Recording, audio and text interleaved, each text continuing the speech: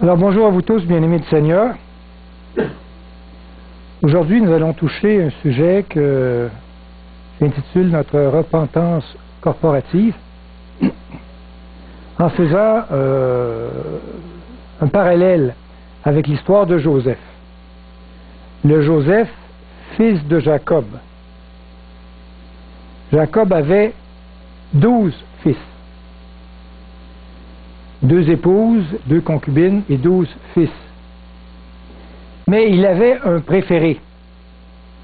Et ce préféré, c'était Joseph. Les frères de Joseph étaient jaloux de lui et ils décidèrent de l'éliminer. On se souvient de l'histoire. Ils le vendirent comme esclave en faisant croire à leur père qu'il avait été tué par une bête féroce. Ce n'était pas vrai. Par un miracle de Dieu, Joseph trouva grâce aux yeux du pharaon d'Égypte, et il fut placé à la plus haute position du royaume. Les années passèrent, et après une grande famine, Joseph, qui était le second après Pharaon en Égypte, finit par recevoir ses frères qui avaient été envoyés par leur père Jacob parce qu'il n'y avait plus de nourriture en Canaan. Et là, Joseph les reçoit. À ce moment, une chose étrange est arrivée chez les frères de Joseph. Et on va regarder cette chose étrange qui est arrivée. Cette histoire se trouve dans la Bible, dans le livre de la Genèse, à la fin du livre de la Genèse, au chapitre 37. On va aller lire les premiers versets. Genèse 37, verset 1. Jacob demeura dans le pays de Canaan où avait séjourné son père. Le père de Jacob, c'est Isaac. Isaac a eu 2 jumeaux, Jacob et Ésaü. Joseph, qui était jeune, âgé de 17 ans, faisait paître le troupeau avec ses frères, et Joseph rapportait à leur père leurs mauvais propos. Israël aimait Joseph plus que tous les autres fils parce qu'il l'avait eu dans sa vieillesse, et il lui fit une tunique de plusieurs couleurs. Ses frères virent que leur père l'aimait plus que tous, et ils le prirent en haine. Ils ne pouvaient lui parler avec amitié. Il y a beaucoup d'évangiles dans l'histoire de Joseph et de ses frères, vendus par ses frères, qui voulaient l'éliminer. Nous allons ensemble en découvrir une partie pour enrichir cette méditation. Le verset 3 nous disait: Israël aimait Joseph plus que ses autres fils.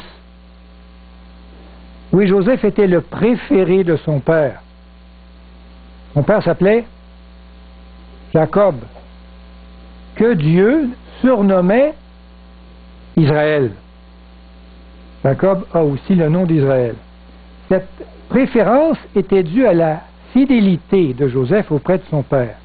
À cause de cela, il reçut de son père des faveurs un peu spéciales, belle tunique de couleur, par exemple. Dieu a aussi des préférés sur la terre. Et il les comble de ses bénédictions. Bénédictions spéciales. J'espère que vous en faites partie. Ils sont comme une fiancée qu'il chérit et qu'il désire épouser. Elle est spéciale. Il la bénit davantage. Il l'aime plus que les autres. Il l'aime autant, mais il a une faveur spéciale pour son épouse. On lit au verset 4, la suite, il disait: ses frères virent que leur père l'aimait plus que tous et ils le prirent en haine. La sainteté de Joseph, qui rapportait tous les mauvais propos de ses frères, faisait ressortir les défauts de ses frères. Il était pour eux un accusateur en action. Pour cela, les frères le haïssaient. Est-ce que vous seriez heureux si à chaque jour, votre petit frère allait raconter toutes les bêtises que vous faites? Vous seriez tenté de l'éloigner à chaque fois que vous faites quelque chose, pour pas qu'il soit là, n'est-ce pas? Mais c'est marqué qu'il y avait aussi d'autres raisons d'haïr leur frère. On lit ça dans le verset qui suit. Joseph eut un songe, et il le raconta à ses frères, qui le haïrent encore davantage. Il leur dit, écoutez donc ce songe que j'ai eu. Nous étions à lier des gerbes au milieu des champs, et voici ma gerbe se leva et se tint debout, et vos gerbes l'entourèrent et se prosternèrent devant elle. Est-ce qu'ils ont aimé entendre ça? Non. Ses frères lui dirent, est-ce que tu régneras sur nous? Est-ce que tu nous gouverneras?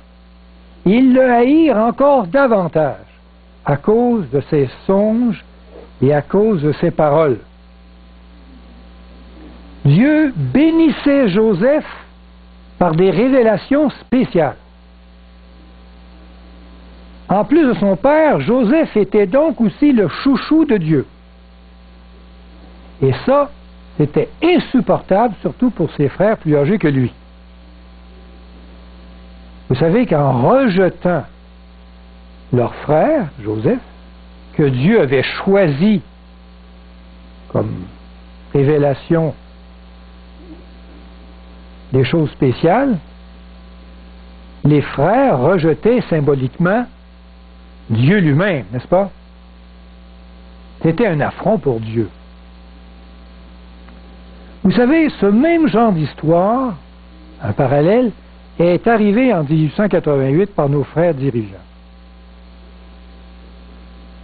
Et on va lire quelques textes d'Ellen White. Je vais les mettre au tableau. On va lire Messages choisis, volume 1, page 276. Le volume que vous connaissez, la reliure rouge. Elle dit, « Le refus d'abandonner des idées préconçues et d'accepter la vérité explique, en grande partie, l'opposition qu'a rencontrée à Minneapolis le message du Seigneur présenté par les frères Waggoner et Jones. En suscitant cette opposition, Satan a réussi dans une grande mesure à priver notre peuple de la puissance extraordinaire du Saint-Esprit que Dieu désirait ardemment lui communiquer. L'ennemi a empêché d'obtenir cette efficience qui aurait pu caractériser la proclamation de la vérité au monde, ce qui aurait renouvelé l'expérience faite par les apôtres après la Pentecôte. Belle expérience. On a résisté à la lumière qui doit illuminer le monde entier de sa gloire. Et ce sont quelques-uns de nos propres frères qui ont contribué, pour une grande part, à priver le monde de cette lumière. Comme le disait la messagère du Seigneur, il m'est pénible de vous dire, mes frères, que pour avoir péché en négligeant de marcher dans la lumière, les ténèbres nous ont envahis. C'est-à-dire, souvent Ellen comparait cet esprit de rejet contre le message de la vérité présenté en 1888 au rejet de Christ par les Juifs. Les Juifs ont rejeté Christ, ils l'ont crucifié. C'est grave. On lit ça dans le livre 1888 réexaminé, on a ça dans la bibliothèque ici. Vous pouvez le consulter, page 36, de Robert Wallen et de Donald Short, une étude qu'ils ont fait. Il est écrit, la lumière, une écrit d'Ellen White, la lumière a brillé sur l'Église de Dieu. Mais beaucoup ont dit par leur attitude indifférente, nous ne voulons pas ta voix, ô Dieu, mais notre propre voix. C'est un peu ce que les frères de Joseph ont dit, règne pas sur nous. Le royaume des cieux s'est beaucoup approché, mais ils ont barricadé la porte de leur cœur et n'ont pas reçu les hôtes célestes. John A. Waggoner. Car ils ne connaissaient pas encore l'amour de Dieu. De nos jours, il y a moins d'excuses pour l'obstination et l'incrédulité qu'il y en a eu pour les Juifs au jour de Christ. Notre péché et sa rébellion sont d'autant plus grands si nous refusons de marcher dans la lumière. Beaucoup disent, si j'avais seulement vécu au jour de Christ, je n'aurais jamais faussé le sens de ces mots ou interprété faussement ses instructions, et je n'aurais pas rejeté ni crucifié comme les Juifs. Mais cela sera prouvé par la façon dont vous traitez son message et ses messagers aujourd'hui. Comme dans le temps, Joseph était le messager de Dieu. Comment ils l'ont traité? Ceux qui vivent en ce jour ne sont pas responsables des actes de ceux qui crucifièrent le Fils de Dieu. C'est pas nous autres qui le tuons quand même. Mais si avec toute la lumière qui brilla sur son ancien peuple, décrite dans la Bible, si nous cheminons sur le même terrain, si nous chérissons le même esprit rebelle, c'est les Juifs, si nous refusons de recevoir les reproches et les avertissements, alors notre culpabilité sera d'autant plus grande ou augmentée. Pas de suite au texte. Collectivement, notre faute dépasse celle des Juifs d'avoir crucifié le Fils de Dieu. Car notre lumière de la vérité est beaucoup plus grande qu'au temps de Jésus. Lisons un petit peu plus loin. Ah non, reprenons le verset 8. Ses frères lui dirent, « Est-ce que tu régneras sur nous? Est-ce que tu nous gouverneras? » Tel est l'esprit des pharisiens. Rappelez-vous ce que Jésus leur reprochait dans une de ses paraboles. « Nous ne voulons pas que cet homme règne sur nous. » Luc 19, 14. Cet homme représentait Jésus-Christ. Par le rejet de ses messagers, nous avons rejeté le Saint-Esprit. Et cela est très grave. Plus grave même que d'avoir rejeté Christ sur la croix. Et collectivement, nous devons avoir honte de cela. Amen. Honte. Mais Dieu nous aime et il désire nous guérir de notre folie. Dieu nous aime. Et même par un rejet aussi grave, Dieu désire nous guérir. Il y a beaucoup de choses que Dieu veut nous enseigner à travers l'histoire de Joseph. Et voyons la suite. Continuons notre lecture. Prenons Genèse 37, 13. Israël dit à Joseph, « Tes frères ne font-ils pas paître le troupeau à Sichem? Viens, je veux t'envoyer vers eux. » Et il répondit, « Me voici. » Et sûrement ce que vous répondez à Dieu à chaque fois que Dieu vous demande de faire quelque chose, n'est-ce pas? « Me voici. » C'est exactement ce que Jésus a répondu à son Père quand son Père l'envoya nous apporter la bonne nouvelle de son salut. Isaïe nous rapporte les paroles suivantes, dans Isaïe 65, verset 1. « J'ai exaucé ceux qui ne me demandaient rien. Je me suis laissé trouver par ceux qui ne me cherchaient pas. J'ai dit, me voici à une nation qui ne s'appelait pas de mon nom. » Isaïe 65. Jésus a crié, me voici quand Dieu l'a envoyé. Et me voici, c'est sûrement ce que nos frères John et Waggoner ont répondu lorsque Dieu les envoya nous transmettre, en 1888, le précieux message de la vérité présente. Mais ils ont été rejetés. Donc, comment a été accueilli Jésus? Rejeté. Comment a été accueilli Joseph par son message? Rejeté. Comment ils ont accueilli les frères John et Waggoner? Rejetés. Lisons ça dans l'histoire de Joseph, comment il a été accueilli. Lisons le verset 18. Ils le virent de loin, ses frères, et avant qu'il fût près d'eux, ils complétèrent de le faire mourir. Ils se dirent l'un à l'autre, voici le faiseur de songes qui arrive. Venez maintenant, tuons-le et jetons-le dans une des citernes. Nous dirons qu'une bête féroce l'a dévoré et nous verrons ce que deviendront ces songes. Alors Judas dit à ses frères, verset 26, que gagnerons-nous à tuer notre frère et à cacher son sang? Venez, vendons-le aux Ismaélites, bien plus payant, et ne mettons pas la main sur lui, car il est notre frère, notre chair. Les frères l'écoutèrent. Avant de le vendre, ils l'ont évidemment dépouillé de son vêtement de couleur pour le mettre du sang dessus et faire à croire qu'il a été dévoré par une bête féroce. C'est l'histoire. Joseph est le type de Christ.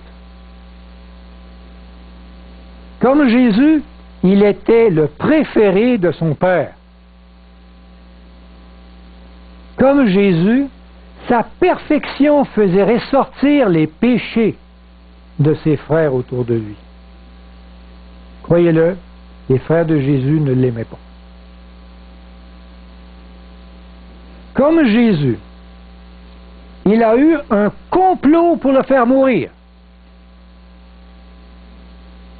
Comme pour Jésus, il a été vendu pour quelques pièces d'argent. Comme pour Jésus, il fut dépouillé de ses vêtements. Et comme pour Jésus, ses frères attristèrent le cœur de son Père en le faisant passer pour mort. Vous vous rappelez l'histoire? On voulait faire croire que Jésus était mort quand il a été ressuscité. Nous aussi, nous avons attristé le Saint-Esprit de Dieu, son cœur de Dieu, quand nous avons rejeté ses messagers lors de la conférence générale de Minneapolis en 1888. Tel est le problème de notre condition humaine. Moi aussi, nous n'aimons pas Dieu, ni Jésus, de manière naturelle. Nous avons besoin d'un amour qui vient de l'extérieur, d'en haut, qui nous soit d'abord donné afin de pouvoir aimer correctement. Nous avons un urgent besoin d'un amour divin. Et ça presse. Qu'est-ce qui arriva par la suite à Joseph? Les frères qui veulent le tuer. Disons, chapitre 39, verset 2. L'Éternel fut avec lui, et la postérité l'accompagna. Il habitait dans la maison de son maître, l'Égyptien. Donc Joseph fut amené en Égypte comme esclave, vendu par ses frères, qui voulaient le tuer. C'est le type même de Jésus qui fut amené sur terre dans un monde hostile à Dieu. Vous ne savez pas, les Égyptiens, ils n'adoraient pas le même Dieu. Hein? Comme esclaves de nos besoins, Jésus est venu. Nous aussi, nous sommes donc tous appelés à vivre comme esclaves dans ce monde ingrat et méchant, qui n'aime pas Dieu, qui ne connaît pas Dieu. La beauté de Joseph se voyait dans son caractère de bonté, de miséricorde et d'amour. Il représentait le charme incomparable de Jésus-Christ. Comme pour Jésus, Joseph ne pécha jamais devant la tentation. Il refusa même les avances de la femme de son maître, et cela lui valut la prison. Devant l'injustice, la persécution et la souffrance, il continuait d'avoir confiance en son Dieu. Vous savez l'histoire? La femme de son maître veut coucher avec, il veut pas, il laisse son manteau à terre et elle fait croire qu'il a voulu la violer. Mensonge. Elle était tellement déçue du refus de Joseph qu'elle l'a envoyé en prison. Sa préoccupation de Joseph ne consistait pas en son propre intérêt, mais il était préoccupé par l'honneur de son Dieu. Il avait en lui l'amour pur de Christ. Lisons ça au verset 9. 39, 9. Comment ferais-je aussi un aussi grand mal et pécherais-je contre Dieu? Joseph fut jeté en prison injustement. Il n'avait rien fait de mal. Des mensonges avaient été dits à son sujet. Cela était aussi arrivé à Jésus. Et cela vous arrivera aussi. Devant cette souffrance, avez-vous cette même préoccupation de rester fidèle à Dieu, quelles que soient les épreuves et les conséquences désastreuses de votre intégrité? Pouvez-vous garder votre foi vivante quand vous êtes traité faussement? Pouvez-vous même être heureux et même rendre gloire à Dieu par une fidélité qui vous fera souffrir injustement? C'est ce que Jésus a fait. Sachez que votre obéissance à ce point permettra à Dieu de vous bénir comme il le fit pour Joseph. On dirait qu'on n'est pas béni, mais c'est tout à fait l'inverse. Car, Romains 8, 28, toute chose concourt au bien de ceux qui aiment Dieu. Après plusieurs années passées en prison, Dieu bénit encore Joseph. Au chapitre 41, Pharaon fait appeler Joseph pour qu'il interprète un songe qu'il avait eu. C'est ainsi que Dieu délivra Joseph de la prison. Et à ce moment, quand il fait venir Joseph, Joseph répond quelque chose d'étonnant. Allons le lire. Dans Genèse 41, 16.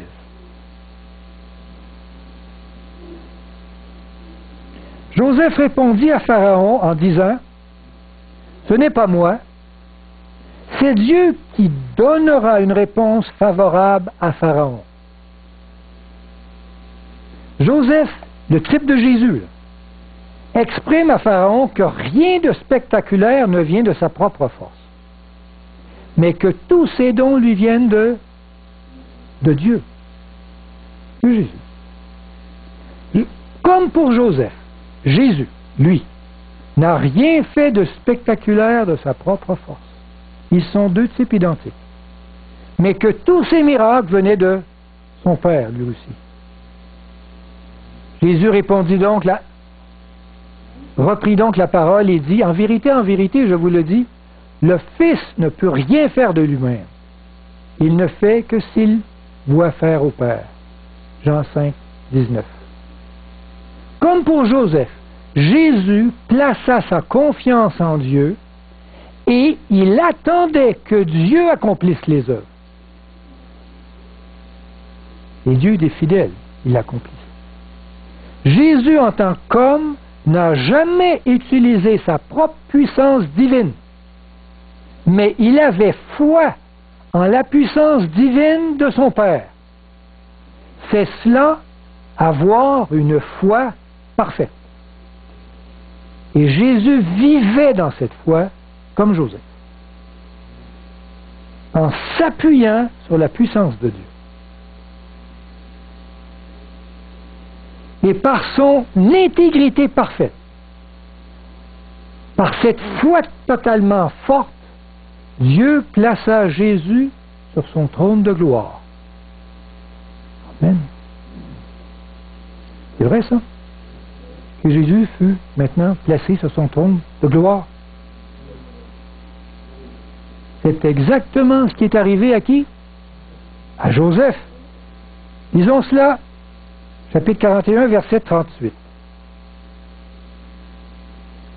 Et Pharaon dit à ses serviteurs, « Trouverons-nous un homme comme celui-ci, ayant en lui l'Esprit de Dieu? » Et Pharaon dit à Joseph, « Puisque Dieu t'a fait connaître toutes ces choses, il n'y a personne qui soit aussi intelligent et aussi sage que toi. Je t'établis sur ma maison, et tout mon peuple obéira à tes ordres. Le trône seul m'élèvera au-dessus de toi. » Amen. Le type de Christ. Tous les royaumes ont été placés sous sa domination. À cause de sa foi parfaite, il fut glorifié. Si vous avez une foi semblable, vous serez aussi glorifié. C'est vrai?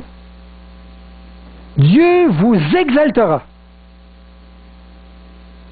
Il promet aux vainqueurs, ceux qui auront la foi de Jésus-Christ, une place même sur son trône. On lit ça dans Apocalypse 3, 21. Celui qui vaincra, il est écrit, je le ferai asseoir avec moi sur mon trône, comme moi j'ai vaincu, et je me suis assis avec mon Père sur son trône. Amen. Tel est le résultat de la foi. Trouvez-vous ça étonnant? D'être un jour assis sur le trône de Dieu. Oui, wow! Il y a des choses étonnantes dans cette histoire, vous ne trouvez pas? Celui qui était en prison est maintenant assis au top du top. Oui, dans cette histoire, il y a beaucoup de choses qui nous étonnent. Celui que nous avons voulu mettre à mort est devenu notre roi. Alors maintenant, les frères de Joseph ont un sérieux problème. Celui qui ont voulu mettre à mort est devenu roi. Ça va pas bien pour eux autres. Mais qu'est-ce que Joseph fait ou fera de ses frères quand lui est rendu roi, puis eux qui ont voulu le mettre à mort? Il me semble que je me vengerai un petit peu. Hein?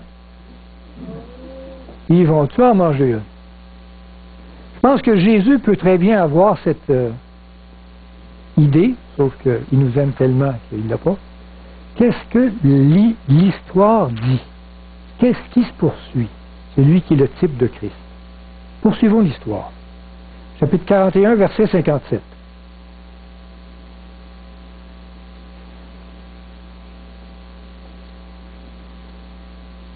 Et de tous les pays, on arrivait en Égypte pour acheter du blé auprès de Joseph. Tous les pays d'autour, dans la famine, étaient obligés d'aller en Égypte chercher du blé. Car il y avait une grande famine. Il dit, car la famine était forte dans tous les pays. Chapitre 42. Jacob, voyant qu'il y avait du blé en Égypte, dit à ses fils, pourquoi vous regardez-vous les uns les autres? Il me semble que ça a une petite note de... Avez-vous des secrets que vous ne m'avez pas dit? T'sais? Pourquoi vous vous regardez les uns les autres? Ils doivent se douter quelque chose qui ne va pas, les fils. Il dit, voici, j'apprends qu'il y a du blé en Égypte. Descendez-y pour vous en acheter là, afin que nous vivions et que nous ne mourrons pas.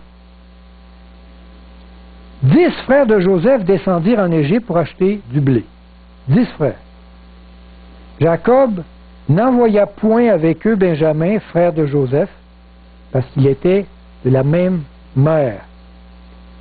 Il était le deuxième préféré de Jacob, Benjamin.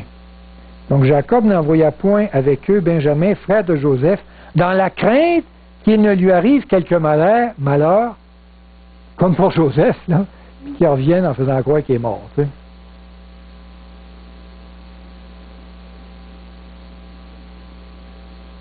Il en est de même aujourd'hui. Il y a une grande famine de la parole de Dieu. Les gens meurent de faim dans tous les pays autour d'entendre les vérités essentielles pour notre temps. L'évangile pur et authentique n'est pas prêché avec force et les gens meurent, cherchent de la nourriture. Maintenant, nous sommes obligés d'aller devant celui que nous avons rejeté en 1888 et de nous nourrir de sa nourriture à lui. Sinon, nous allons mourir de faim. Poussés par Dieu, et non de notre volonté, nous allons être obligés de quêter cette nourriture. Mais soyez heureux. Le Seigneur est bon. Réjouissez-vous, le Seigneur est bon. Car Dieu créera le besoin en nous d'aller nous nourrir là où il veut nous donner cette nourriture. Lisons Amos 8, 11, c'est dit, « Voici les jours viennent, dit le Seigneur l'Éternel, où j'enverrai la famine dans le pays, non pas la disette du pain et la soif de l'eau, mais la faim et la soif d'entendre les paroles de l'Éternel. » Et j'espère que cette soif et cette faim va atteindre son Église et que soit obligé d'aller lui demander cette nourriture. Mais que s'est-il passé à la suite? Qu'est-ce qui arrive après? Donc les fils de Joseph sont obligés d'aller en Égypte, n'est-ce pas? Lisons 42, 6. Et suivant.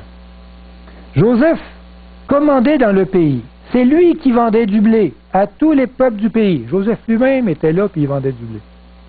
Les frères de Joseph vinrent et se prosternèrent devant lui, face contre terre. Joseph vit ses frères et les reconnut. Mais il feignit d'être un étranger pour eux. Il leur parla durement et leur dit, « D'où venez-vous? » Ils répondirent du pays de Canaan pour acheter des vivres. Joseph reconnut ses frères, mais eux ne le reconnurent pas. Intéressant comme histoire. Voilà maintenant la prophétie du songe de Joseph qui se réalise. Eux qui ont dit, ouais, oh ben ouais, s'il se réalise, c'est le songe. Et ils l'ont vendu comme esclave. Ses frères qui se prosternent devant lui, ses frères qui le haïssaient, maintenant se prosternent devant Joseph. Belle image. Comme pour eux, il sera difficile pour nous de reconnaître le messager de Dieu, celui que nous avons rejeté. Mais il nous reconnaîtra, lui. Il nous pardonnera, comme l'a fait Joseph pour ses frères. Joseph avait totalement eu le temps de pardonner à ses frères. Et ses frères étaient pardonnés. Donc Jésus nous pardonne, même si cette faute était très grave. Vous savez, Joseph, il devait avoir une rancœur assez spéciale de ses frères. Le problème ici, c'est que les frères de Joseph ne sont pas encore repentis de leur faute.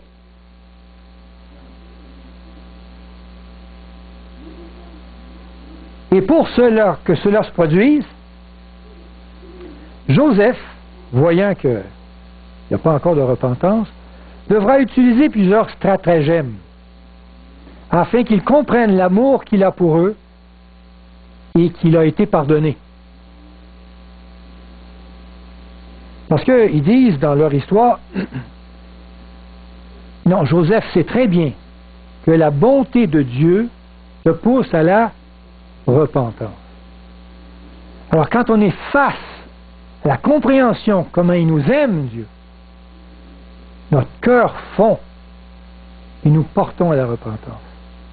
Mais qu'est-ce qu'ils ont répondu, les frères de Joseph? Ils ne reconnaissaient pas là, que c'était lui. On va lire ça. Genèse 42, 13. Ils répondirent, nous, tes serviteurs, sommes 12 frères, fils d'un même homme du pays de Canaan. Et voici le plus jeune est aujourd'hui avec notre père. Et il y en a un qui n'est plus. Verset 16.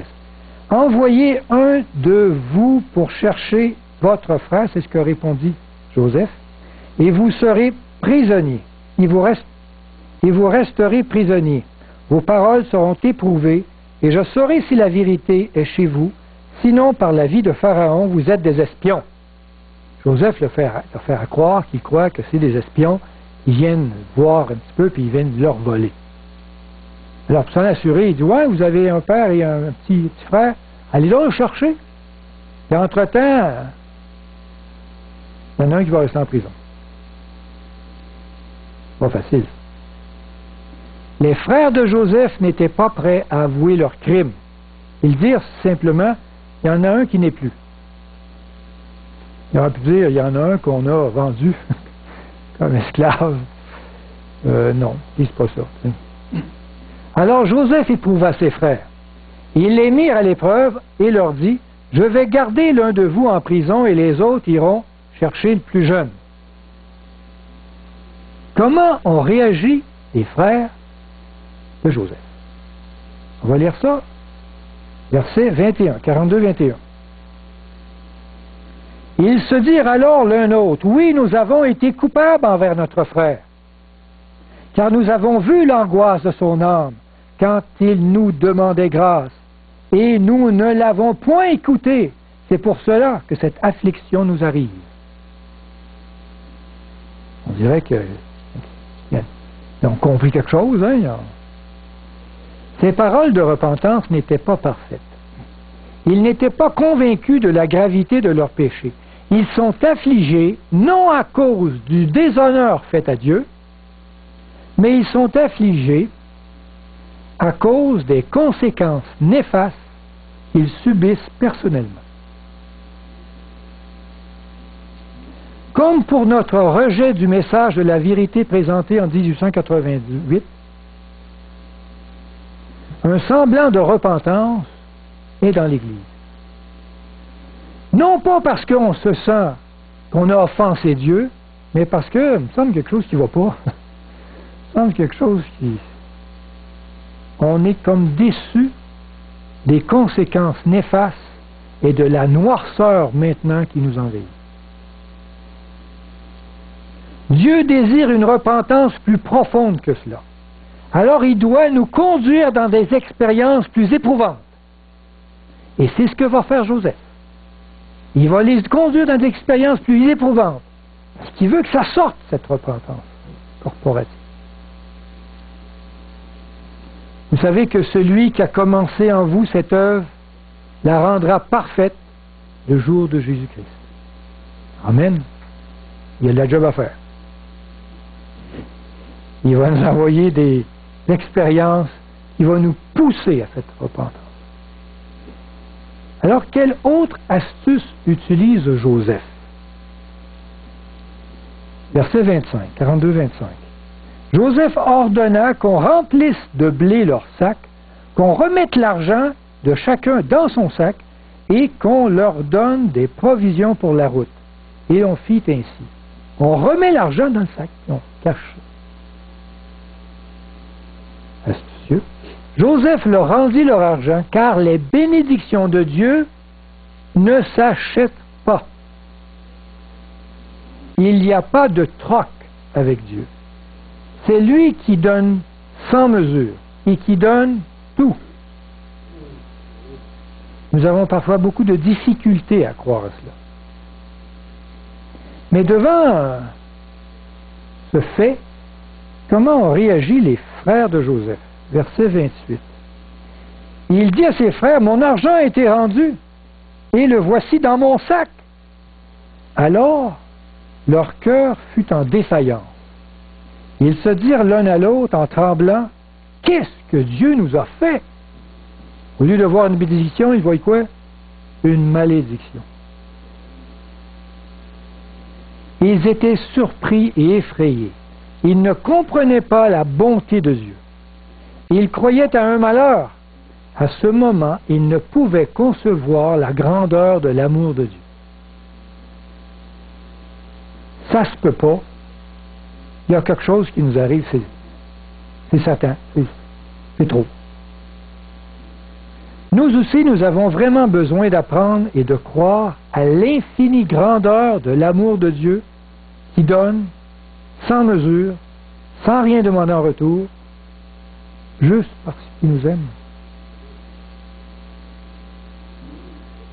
Quelque temps après, de retour en Égypte pour acheter des vivres une seconde fois, parce que rendus à leur pays de Canaan, ils les ont épuisés, Joseph dut encore les mettre, ses frères, à l'épreuve en leur démontrant leur amour pour eux. On va lire ça. 43, 23. Un peu plus loin, 43, 23, ils reviennent en Égypte. L'intendant répondit, « Que la paix soit avec vous. Ne craignez rien, c'est votre Dieu, le Dieu de votre Père, qui vous a donné un trésor dans vos sacs. Votre argent m'est parvenu. » Et il leur amena Siméon qui est en prison. Hein. Il a dit, non, non, l'argent que vous avez, c'est Dieu qui vous laisse ça, il n'y a pas de problème. Moi, j'ai tout ce qu'il faut. Par l'intermédiaire de son intendant, Joseph tente d'expliquer leur caractère d'amour de Dieu. Maintenant, Joseph doit leur faire comprendre la profonde conséquence de leur péché. Alors, il les soumet à une épreuve plus grande. Il place une coupe dans l'un des sacs de blé et il envoie ses serviteurs à leur poursuite. Et voilà qu'en vérifiant leur sac, ils trouvent la coupe supposée volée dans le sac du plus jeune, ce qui les oblige de retourner en Égypte. Vous pouvez lire cette histoire-là dans la Bible. Mais cette coupe, c'était pas n'importe quelle coupe, c'était la coupe du roi. Voyons cela au verset 44, 5. N'aviez-vous pas la coupe dans laquelle boit mon Seigneur et dont il se sert pour deviner? Vous avez mal fait d'agir ainsi. Donc Joseph place la coupe dans le sac, ils s'en vont. Ses gardes viennent vérifier les sacs, trouvent la coupe. Puis là, c'est grave d'avoir la coupe. Ils trouvent la coupe dans quel sac? Le sac du plus jeune. Comment il s'appelle le plus jeune? Benjamin. Le plus jeune, il fallait le retourner à son père. Hein? Alors, ça va pas bien. Cette coupe est réservée au Seigneur. Il est le seul qui a le droit de boire dans cette coupe en or. Elle représente la coupe, c'est un parallèle avec Jésus, son histoire, la coupe de Jésus que Jésus a dû boire. Cette coupe qui brisa son cœur sur la croix. Avant de boire cette coupe, Jésus pria son Père ainsi en disant, « Mon Père, s'il est possible que cette coupe s'éloigne de moi, non pas ce que je veux, mais ce que tu veux. » Matthieu 26, 39. L'avoir en sa possession signifie que nous désirons prendre la place du Maître, du Seigneur. C'est la condition actuelle de l'Église de Dieu qui se considère sauvée de sa propre justice. Il est temps de faire entrer dans notre vie celui que nous avons mis dehors et qui frappe à notre porte. Voici, je me tiens à la porte et je frappe, dit Jésus. Apocalypse 3, 20.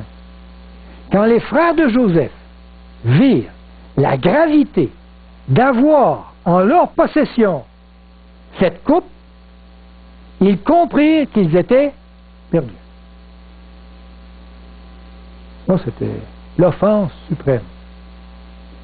Que leur seul salut résidait dans le pardon de leur offense. Et quelle a été la réaction des fils de Joseph? Ils ont retourné en Égypte. On lit ça, verset 16, 44, 16. Excusez-moi, on ne lit pas toute l'histoire, juste des versets. Judas répondit, « Que dirions-nous à mon Seigneur? » Donc il parle à Joseph, il s'excuse. Il dit, comment parlerons-nous?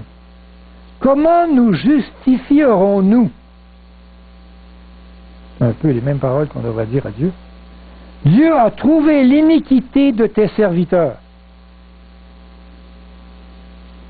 Nous voici esclaves de mon Seigneur. Nous et celui sur qui s'est trouvée la coupe. Ils retournèrent voir Joseph et confessèrent leur faute. Ils n'essayèrent pas d'échapper à leur culpabilité en disant « Non, non, c'est pas moi, c'est lui. Non, c'est moi, non, j'ai rien fait. C'est pas de ma faute, c'est l'autre. Moi, j'ai jamais mis ce coupe-là, j'ai pas volé ça. » C'est pas ce que fait. Il se rend lui-même coupable. Il est prêt même d'aller en prison. Et même, il dit, nous sommes prêts. On va tout aller en prison. Au lieu de rejeter la faute sur l'autre et de s'accuser mutuellement, chacun prit sur lui la culpabilité partagée de tous les autres. Ils acceptèrent de porter la conséquence des péchés de chacun.